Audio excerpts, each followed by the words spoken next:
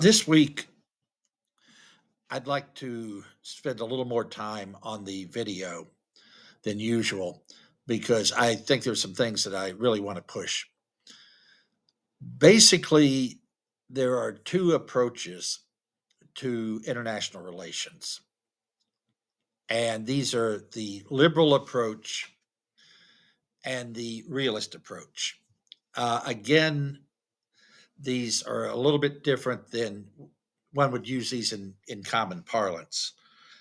But if we go back to the Hobbes versus Locke philosophy that we started with early on. In many ways, this is reflected in these two main schools of international relations. The Lockean school, the liberal approach to international relations, essentially pushes how countries can cooperate. They really focus on such things as international organizations, treaties, etc.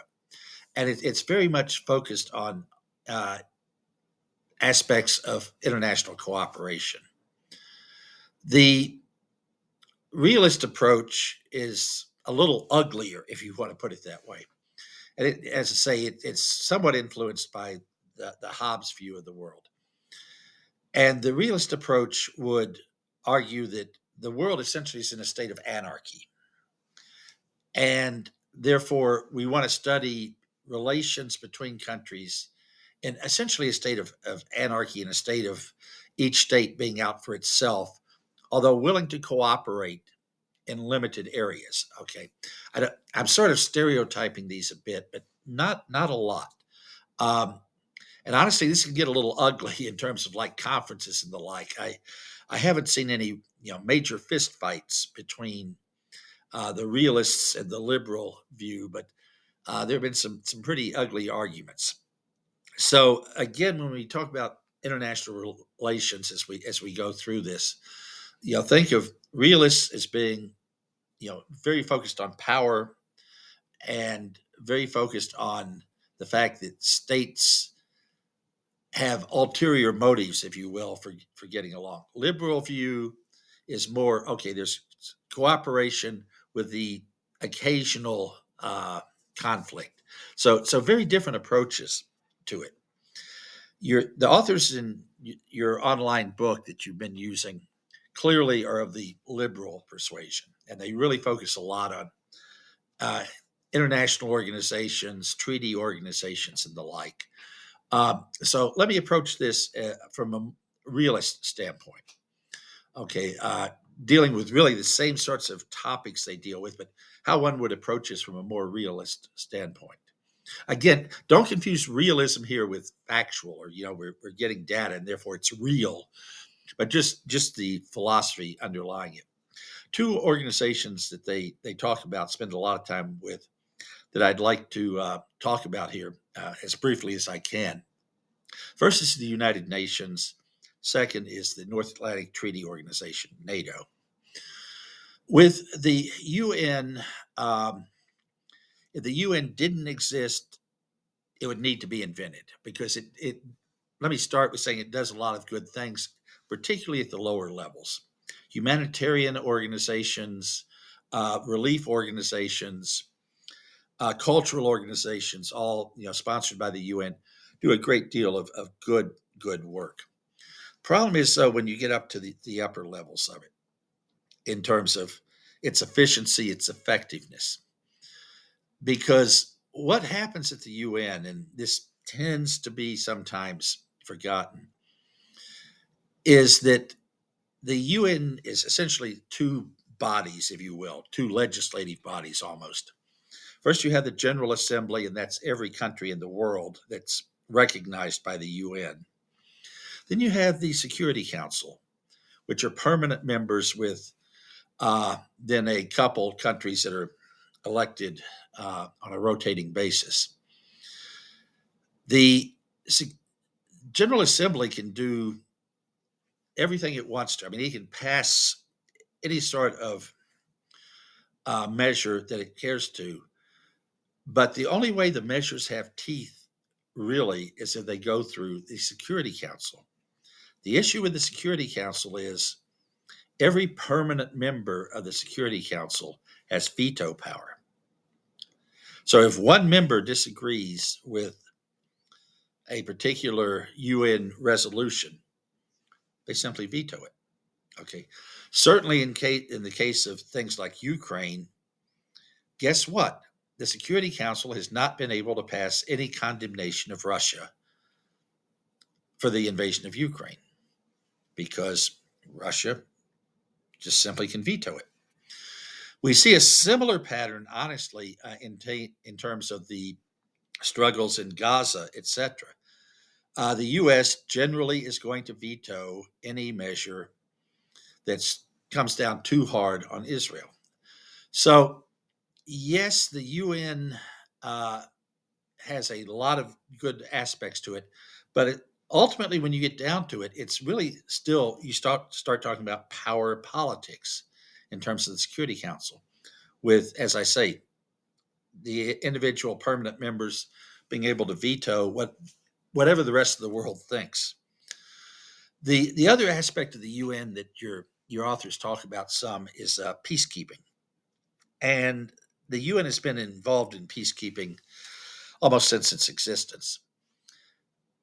And some good news, bad news on this, honestly. Uh, they have had some luck in some peace operations. But essentially, what it comes down to, and what they've proven, unfortunately, over the years, is that where UN peacekeeping is effective is where both sides want the war to end, want the conflict to end. In other words, each side is just tired of fighting. They say, hey, this isn't going to work for us anymore. So, hey, UN, come in and keep the peace. It's a fig leaf in many ways. And if one side then decides, no, the war's not over, it's tough for the UN to do much about it. I'll use personal examples here, if I might. I was a UN peacekeeper. I served in Egypt and in southern Lebanon when the Israelis were still occupying southern Lebanon and were pulling out. In Egypt, both Egypt and Israel, okay, we want the war done. It's over. Our fighting is done. So our role there really was drive around the Sinai Desert and go, yep, it's still peaceful. In the terms of southern Lebanon, still residual conflict going on. And there would be a violation, there would be a shelling or a shooting or whatever. Um, and then we would dutifully report it up through UN channels to the headquarters, and they would get with the government involved. And it was something like a Hezbollah attack or an Amal attack. We would it would be reported. It would then go to the Lebanese government, and the Lebanese government would go, "We can't control these guys. We don't have the power to do so," which was very accurate. Okay, if it was an Israeli violation, which in many ways was more typical, it would be reported to the Israeli governments, and they would go, "Yep, noted. Thank you. We'll we'll take action," which of course never did. So again, peacekeeping works if both sides want it to work. Okay. The other organization that your reading spends some time on uh, is NATO, the North Atlantic Treaty Organization, which commonly has been called the most successful security treaty that's ever happened. And I think this in many ways is accurate. But a number of issues here too. Even though you've got countries that in theory all have the same security threats, there have been some issues with NATO in terms of its effectiveness. The big one in recent years has been the infamous 2% rule.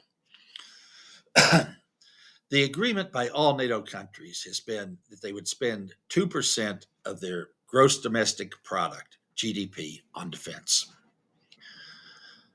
Um, and this is dated back forever.